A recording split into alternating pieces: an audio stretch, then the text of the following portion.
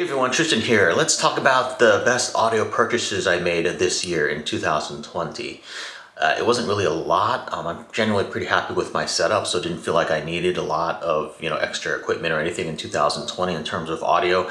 I'm very happy still with the Chord Hugo TT2 as well as the Chord M Scaler. Just a really awesome setup. I did get some cables for it though, which I'll show you here in a second. I got some Wave high fidelity BNC cables, which are really expensive BNC cables to go from the M Scaler to the TT2 which have like ferrites on them and stuff like that. I haven't reviewed those in my channel yet, but if you want me to actually do an official review on those, let me know. But in terms of best audio purchases I made this year, I would have to say probably the first one would be Tidal. I subscribed to Tidal for a year through Best Buy, and I got it for only like $8.33 a month through that deal.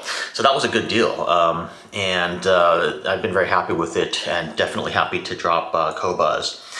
And I've done videos on that in the past as well, so check the links in the left for that. I've done a video comparing kind of Tidal to Qobuz, so I don't need to talk about that here, but that deal for $8.33 for the master quality, or I think they call it Tidal Hi-Fi or something like that, $8.33 a month when you purchase a full year through Best Buy, if you have a Best Buy account, was really a good deal. So that was definitely one of the best audio purchases I made in 2020. The other one was the, actually why don't I just take you over here and I'll show you, it's probably easier. I can also do a little bit of a rig rundown here too, just to show you my setup, but it would be these headphones, the HiFiMan Aria. I've been really very happy with them, and I have reviewed those also in the past, so I'll try to link that up here. When I am working on my desk, I generally have them sort of, when I'm not wearing them, I have them sitting on a microfiber cloth, as you can see here. As you can kind of tell, I kind of like to baby my equipment, and I don't have a lot of room here for a headphone stand. So I just set them like this when I'm not listening to them, and then of course they are plugged directly into the Chord Hugo TT2. So yeah, this is the Chord Hugo TT2 on top. And then the M Scaler on the bottom, and then I've got a little wood platform here on sort of a vibration dampening platform. And so that's that setup.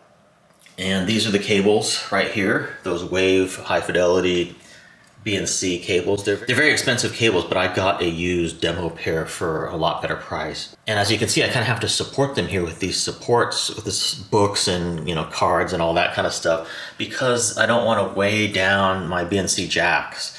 And these cables are pretty heavy. They weigh something like, I want to say, 1.5 pounds each, with all the ferrites on them. So they're very heavy cables, and you do need to kind of support them if you're not laying them flat on a desk or something like that. So I don't like that aspect of them, but I do like the cables in general, and I like how they sound. I don't know if they're worth the full price, but if you can get a deal on them or something like that, I do think they're worth it. They do decrease any sort of RFI or EMI interference through the digital connection, because it's a it's a digital connection from the M Scaler up to the Chord Hugo TT2, so they do help a little bit in that respect. It's a very subtle difference, but they do help. And then my RCA cables going out to my Focal CMS50 powered speakers are the Blue Jeans cable RCAs.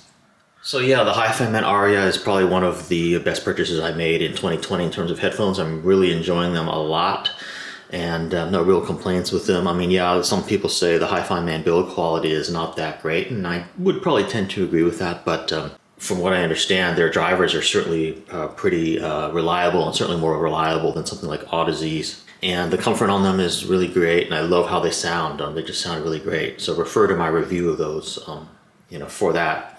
And then just showing you my desk here, nothing has changed too much, but this is what I generally run. I run a Roon, and USB connection through the Supra USB cable to the M Scaler. And let's see what else. I mentioned the Focal CMS50 powered monitors. I reviewed those in the past. I've also reviewed the isoacoustic stands there that you can see. I've got my SuperDrive here because I've recently been importing a lot of CDs that I recently got for free. So I don't normally have that set up permanently, but I do have that set up now. And yeah, all the stuff you've probably seen in my channel before if you've been a subscriber for a while, including this keyboard. This is the Actually, you haven't seen this keyboard. It's the Happy Hacking Professional Hybrid Keyboard Type S. So this is the new version of the Type S, which is a Bluetooth. As you can see, it's got the sort of battery compartment here. So I actually haven't done a direct review of this one before, but I have reviewed the Type S before in my channel, which is pretty much the same as this one. This is just a more up-to-date version. I'm actually not running this via Bluetooth because I like to keep any wireless connections to a minimum. When I'm doing audio and stuff. I've done a video on that before too. But yeah, keeping the less things you can on Bluetooth and on Wi-Fi is going to increase your audio quality. So I'm just sitting here on a desk. I don't need this to be wireless. It's not a laptop, so I actually have it plugged in via wire here, via USB-C cable into the iMac.